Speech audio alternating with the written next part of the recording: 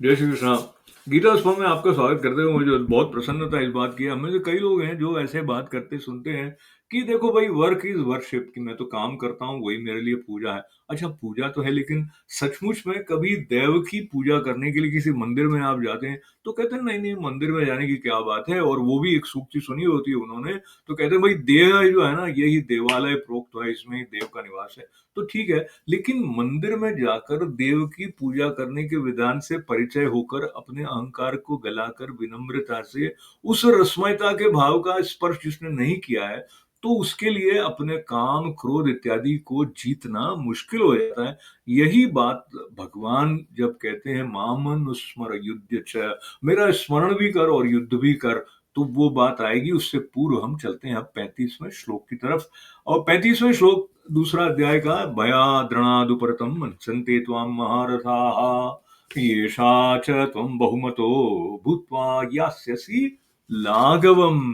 तो इसका अर्थ ये है सीधा सीधा, भयाद्रणादुपरतम, कि जिनकी दृष्टि में तो पहले बहुत सम्मानित होकर अब लघुता को प्राप्त होगा। लघुता को मतलब कि क्या आदमी था, एक तो सम्मान के साथ देखते हैं, एक कहते हैं मतलब हेय दृष्टि से उसको देख रहे हो, तो वैसा सम्मानित होगा और अब लघुता को प्राप्त होगा। और जो महारथी लोग हैं वो कहेंगे कि ये डर के कारण, भय के कारण युद्ध से हट गया है। तो ये जो अपकीर्ति के संदर्भ को लेकर जो भगवान एक चेतना की जागृति अर्जुन में कर रहे हैं, उस संदर्भ को लेते हुए जब हम वर्तमान परिस्थितियों में भारत के शीर्ष नेतृत्व के ऊपर एक संदर्भ में नरेंद्र सरेंडर शब्द जिस तरह से युग्म का उपयोग करके एक ऐसा प्रश्न चिन्ह उपहास करते हुए लगाया जाता है, वो पूरी परिस्थिति की चर्चा करना हमारा मंतव्य नहीं है। पर यदि वो सही नहीं है तब भी बुरा लग रहा है, और अगर अर्जुन के संदर्भ में सही हो जाएगा तो कितनी बुरी बात है।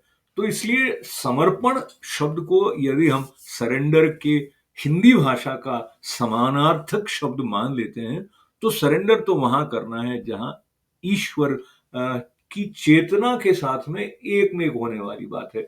और वहां भी सरेंडर स्मरण करके अपनी बुद्धि का प्रयोग करने से हटने की बात भगवान नहीं कह रहे हैं।